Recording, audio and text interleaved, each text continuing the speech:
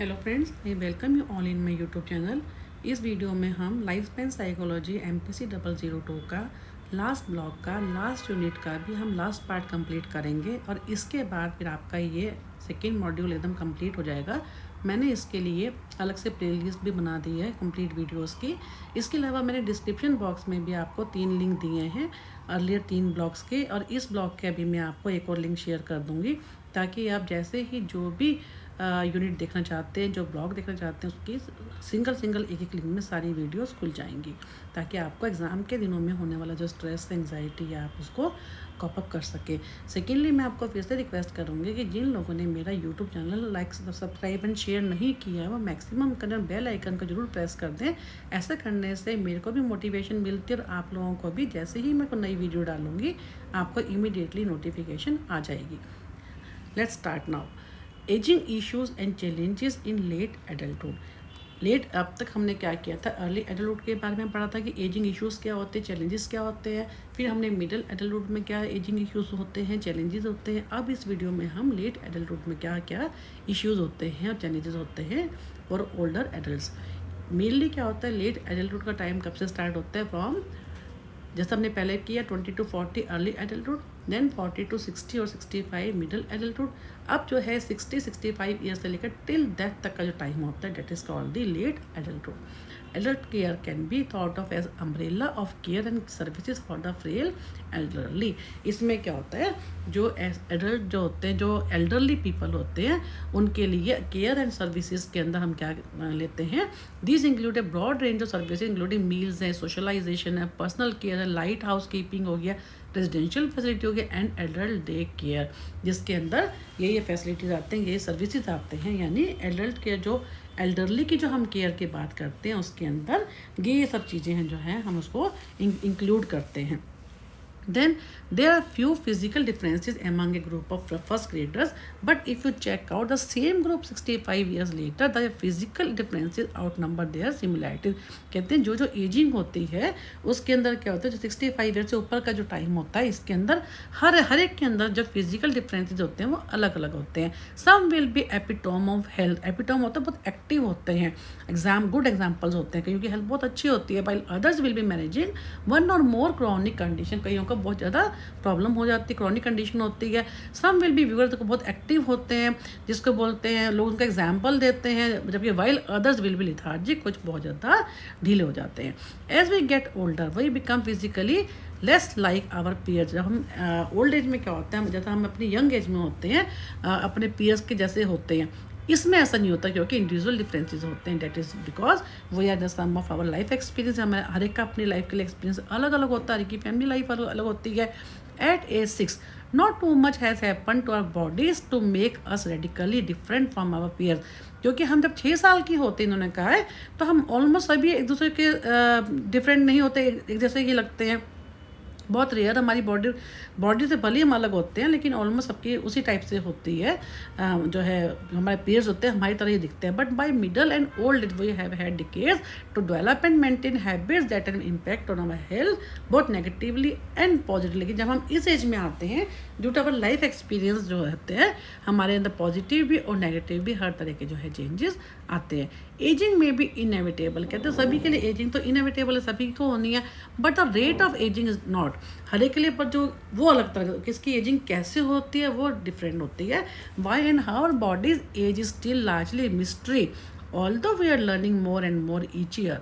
तो जो हम बढ़ते हैं तो हम सीखते ही रहते हैं। हमारी लाइफ जो होती है लगातार हम लोग all the time we learn from our lifes, कि हमारे को अपनी लाइफ पे हर पल हमारे को नए नए एक्सपीरियंसेस होते हैं। तो एक्सपीरियंस हर एक का अलग अलग होता है। Scientist do maintain however that chronological age has little bearing on biological age. वो कहते हैं कि एज जो होती है, कहते हैं कि एज ये 70 ईयर्स का है, इसका मतलब ये नहीं कि उसकी लाइफ का एक्सपीरियंस जो होता है वो अलग होता है, 75 ईयर्स वाले का अलग होता है, 65 ईयर्स का अलग होता है। तो डिपेंड अपॉन दी कि आपकी जो एज के से ज़्यादा आपका लाइफ का जो एक्सपीरियंस होता है वो ज़्यादा मैटर करता है। The number of candles on your birthday cake merely serves as a mark of time it's is little about your health.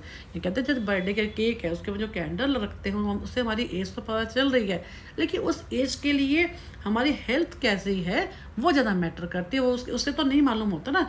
अगर कोई किसी की कोई 70 ईयर्स का हो गया तो हमने 70 कैंडल मान लो, जस्ट एग्जाम्पल, तो वो लगा दी, लेकिन इसका मतलब है कि उसकी एज तो बढ़ गई है, लेकिन उसका हेल्थ इश्यूज़ क्या है उससे उसका नहीं मालूम होता। तो इसमें क्या है, मेनली क्या क्या हम इसमें क्या करेंगे, इश्यूज़ क्या होंगे, रिंकल्स।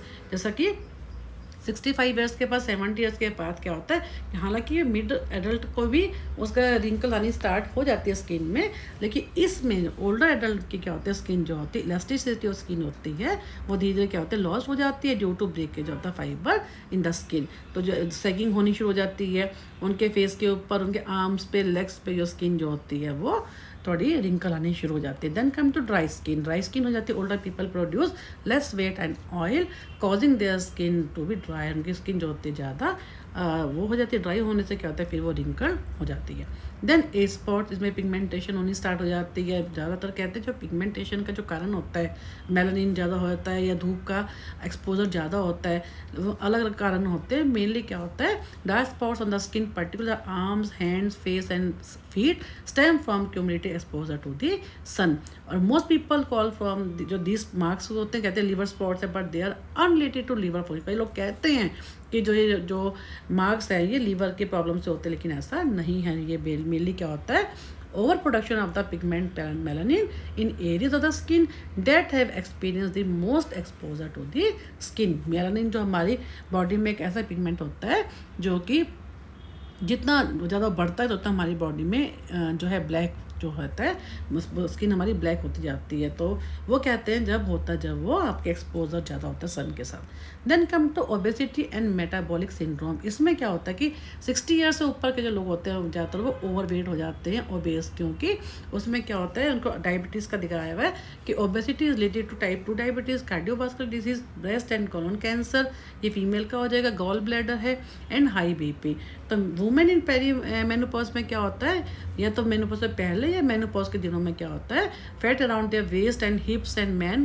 उन्हें बता रहे हैं कि कैसे कैसे जो है फैट जो है वुमेन के कहाँ होता है और कैसे होता है, और मैन का कैसे, क्योंकि उसमें क्या होता है द फूड, फिर उसमें क्या है कि फूड अगर ठीक से खाया जाएगा तो आप इसमें थोड़ा चेंजेस कर सकते हैं। The food intake should be in check by reducing calorie intake and alcohol intake, because a lot of alcohol calories go right to the गट।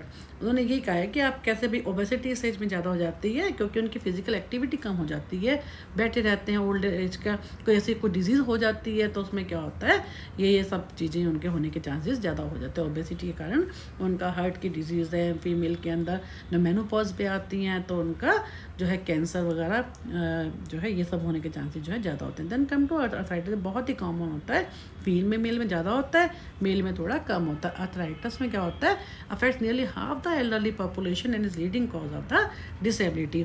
बहुत ज़्यादा कॉमन होता है अर्थराइटिस, हड्डियों में जिसको बोलते हैं। उसमें क्या होता है, the keys to prevention is to avoid over use. बहुत ज़्यादा ओवर यूज़ भी ठीक नहीं है। Study and regular exercise, regular base के ऊपर अगर हम एक्सरसाइज करते हैं तो हम थोड़ा इसको डिले कर सकते हैं, इससे हम बच सकते हैं।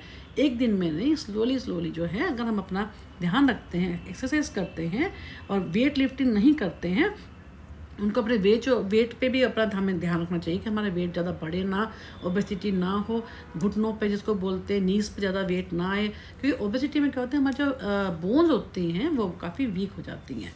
देन ऑस्टियोपोरोसिस एंड फॉल्स, ये भी वही है कि ऑस्टियोपोरोसिस में क्या होता है, जिसमें हमारे को क्या होता है हड्डियाँ वीक हो जाती हैं, अर्थराइटिस वगैरह हो जाता है। इसमें क्या होता है, इस कारण से हमें गिरने से बचना चाहिए। ये भी कहते हैं क्योंकि ओल्ड एज का जो ओल्ड एज में जो होता है कोई एडल्ट गिर जाता है तो उसकी रिकवरी बहुत मुश्किल से होती है क्योंकि उसकी हड्डियाँ जो होती हैं काफ़ी वीक हो जाती हैं। Weight bearing exercise can also helps to keep bones healthy, bones को ठीक रखना चाहिए। Then come to cancer. Cancer में भी ये वजह हमने किया कि मैन के अंदर क्या होता है प्रोस्टेट कैंसर होने के चांसेस ज़्यादा होते हैं, और फीमेल्स के अंदर क्या होता है सर्वाइकल कैंसर है, ब्रेस्ट कैंसर है, ये होने के चांसेस जो है वो ज़्यादा होते हैं।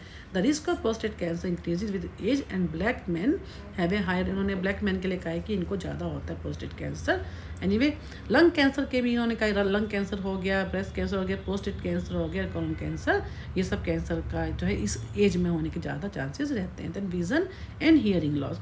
विज़न क्योंकि हमारे जो सेंस ऑर्गन होते हैं वो वीक होने स्टार्ट हो जाते हैं, हियरिंग लॉस होना स्टार्ट हो जाता है, विज़न में ग्लूकोमा होने के चांसेस रहते हैं, या उनको कैटरेक्ट होने के चांसेस होते हैं। तो उसमें क्या है कि eating food with high antioxidant content may be helpful in reducing vision loss due to macular degeneration. Degeneration क्या होता है? एजिंग। जो हमारी एज बढ़ती है तो हमारे जो सेंस ऑर्गन्स होते हैं वो वीक होने स्टार्ट हो जाते हैं। इसलिए क्या होता है, ग्लूकोमा होने के या कैटरेक्ट है ये सब होने के चांसेस ज़्यादा होते हैं, क्योंकि ज़्यादातर कैटरेक्ट में देखा गया है कि जो उनको डायबिटीज़ होती है वो बहुत ही ज़्यादा उनके चांसेस रहते हैं। वैसे तो एजिंग है, आपको कभी भी किसी को भी कोई भी प्रॉब्लम हो सकती है। तो उसके लिए क्या कि हेल्दी ईटिंग है, रेगुलर एक्सरसाइज है, रेगुलर वॉक है, ज़्यादा वेट लिफ्टिंग नहीं है, तो इन सब को करने से थोड़ा आप एजिंग में हम लोग उसको डिले कर सकते हैं या थोड़ा उसमें ठीक कर सकते हैं, उसको हेल्दी रह के हम लोग अपनी एजिंग कर सकते हैं। Then incidence of hearing loss, ये भी बढ़ता है, हियरिंग लॉस भी है। तो उसमें क्या होता है कि hearing loss takes a toll on the quality of life and can lead to depression. उससे डिप्रेशन होता है कि सुनते ही नहीं है, सुन नहीं पाते हैं। तो उन्होंने वही कहा है कि होने के चांसेस ज़्यादा होते हैं। और मेंटल हेल्थ है, मेमोरी एंड इमोशनल वेलबींग। इसमें क्या होता है, मेमोरी हमारी बहुत लॉस होनी शुरू हो जाती है। जो हमारी एजिंग होती है, मेंटल हेल्थ हमारी जो होती है वीक होती है, तो डिप्रेशन होना शुरू हो जाता है। क्योंकि staying mentally active is very important है स्टेइंग फिजिकली एक्टिव। क्योंकि फिजिकली तो रहना जरूरी है ही है, लेकिन मेंटली एक्टिव भी रहना बहुत जरूरी है। डिप्रेशन नहीं होना चाहिए।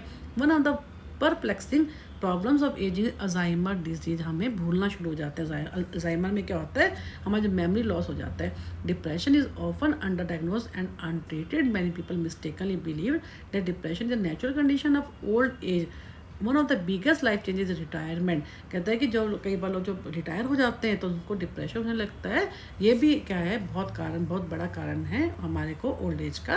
और कई लोग रिटायरमेंट को अच्छे ढंग से लेते हैं, कई लोग जो होते हैं उसको कॉप अप नहीं कर पाते, उनको डिप्रेशन हो जाता है। वो घर में रहकर वो नहीं अपने आप को उस टाइप से उतना एक्टिव रख पाते। तो many people have their sense of work tied up with work. कई लोग अपने आप को जॉब में रख के जब वो वर्क में होते हैं ज़्यादा अच्छे से अपने आप को बैलेंस रखते हैं। In retirement depression society rates rise. अब यहाँ पे ये जो कंप्लीट ब्लॉक है ये और कंप्लीट यूनिट यहीं पे ख़त्म होता है। अब हम नेक्स्ट वीडियो में MPC 003 स्टार्ट करेंगे, जो कि पर्सनैलिटी डेवलपमेंट के ऊपर है।